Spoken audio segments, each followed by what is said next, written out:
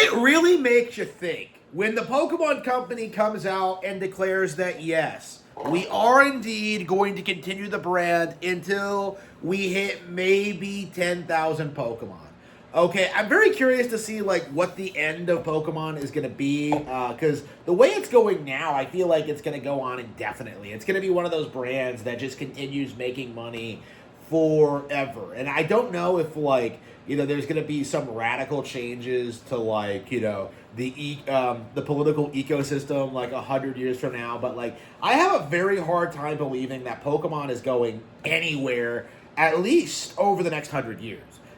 Like when you see the formula, what they're doing, when you see them release statements like saying how Pokemon Champions is going to continue to be updated indefinitely, right? When you see like what they're doing with the brand, when you see it like survive multiple slander campaigns and multiple attempts at like trying to say Pokemon is over, I find it very, very difficult to believe that this brand is going to be anything but successful over the next 100 years.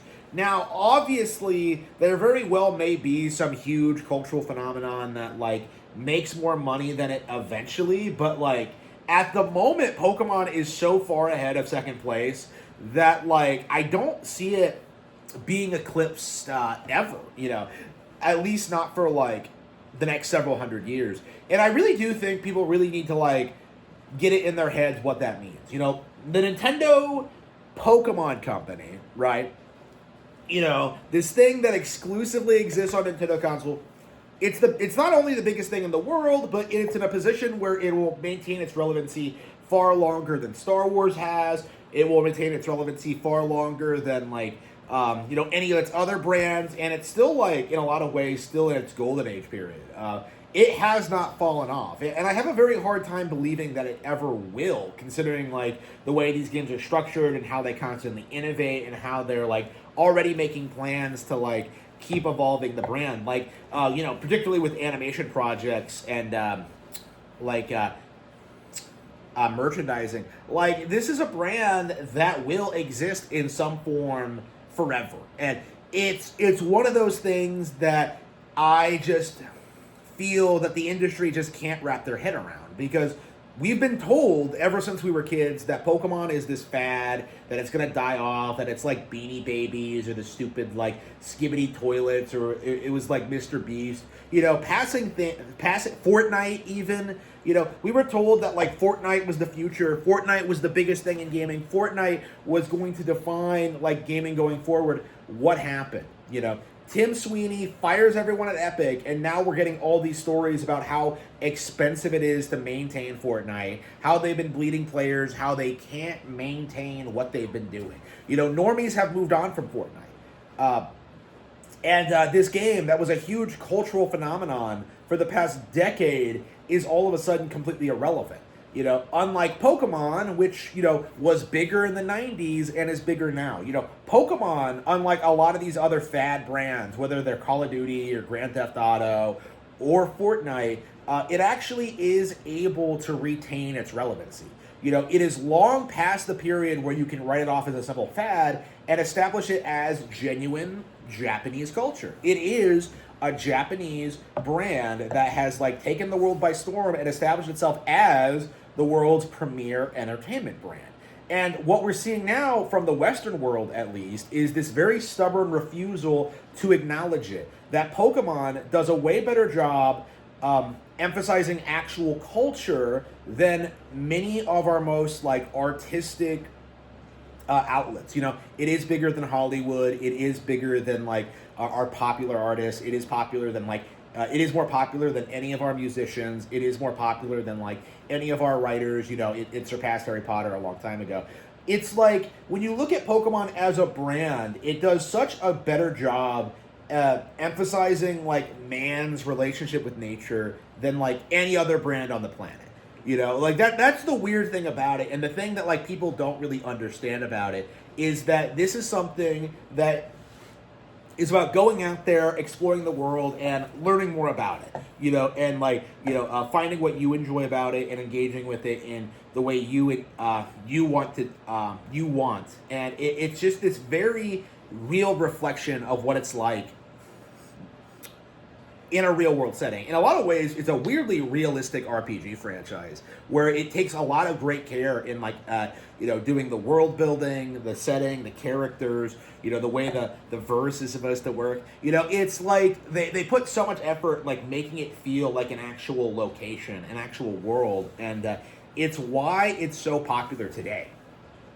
And I feel like when you compare it to like say what like Disney does, or even what like hacks like Hayao Miyazaki do, like they're always trying to like push their political agenda. They're always trying to tell you that like war is bad, bro, and they're trying to tell you that like actually it's okay to be gay. They're trying to like hype up the girl boss. They're trying to like emasculate men. They're trying to like do all these weird underhanded things. Anything except actually tell a compelling story and actually give you a compelling experience. It's shocking to me, watching the Pokemon anime as an adult, like just how nuanced and complex it is.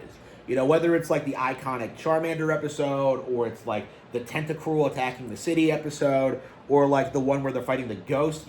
Like they have this, it has this very weird kind of mystique, this kind of vibe that like, that there's so much out there to discover and find.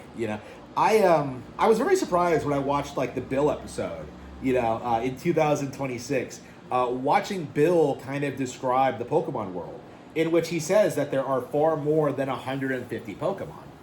And this is something that I think a lot of people in my age range can't accept, that Pokemon has continued past the original 150 monsters. It has kind of expanded, it has kind of grown, and it's kind of established itself as this like major cultural phenomenon. Like certain people want Pokemon to like stay in the past and be a fad in order to like push this agenda that like Nintendo is failing, and that like even something like Pokemon can't survive the test of time. And in actuality, it's just kind of shocking just how much better Pokemon is than like all of your favorite things. Yes, it is bigger than One Piece. Yes, it is better than Pirates of the Caribbean. Yes, it is bigger than Lord of the Rings, Chronicles of Narnia, Harry Potter. It is better than Netflix. One of the best things I saw on Netflix while I was subscribed was the Pokemon anime. And like I don't understand why when we're in this position where we're seriously talking about like the next 300 years of Pokemon, right? Getting to the 10,000 mark, like why are we still acting like this is a fad? Why are we acting like this is a thing that's just going to go away? Because it obviously isn't. Like Grand Theft Auto 6 is going to come and go. Pokemon isn't. We're going to see like all of these like great new Pokemon. We're going to see all these great new regions. We're going to see like all of this creativity, forever. And it's very, very interesting to see like how so many people are adamant that like it's all going to collapse and it's all going to fall apart. Like it just isn't, like, at all. Like it's something that can continue indefinitely. Like even under the hypothetical scenario that the games, the anime, and the trading cards fall off in popularity, like they already have like 30 established years of like high quality content.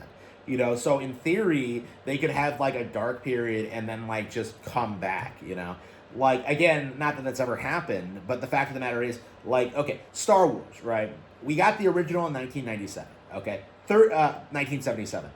30 years later, we got Episode 1, okay? Which ruined the entire franchise, and it never really recovered from that. We got no Star Wars films in between that point. It was, the popularity of those films were entirely carried by the originals and, like, the rise of VHS. It was just this cultural phenomenon for kids because they didn't have anything better.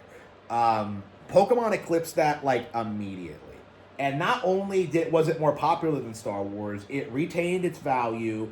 It established its formula. It got more games out. It expanded the universe more, and it's just like this huge cultural phenomenon. Like, again, way bigger than Star Wars ever was, and it is high time that we as fans acknowledge that.